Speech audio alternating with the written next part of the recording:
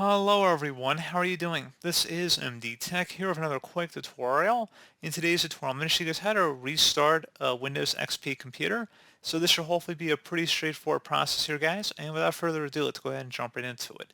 All you have to do is open up the Start menu, select where it says Turn Off Computer, and select the Restart option, and go ahead and left click on that.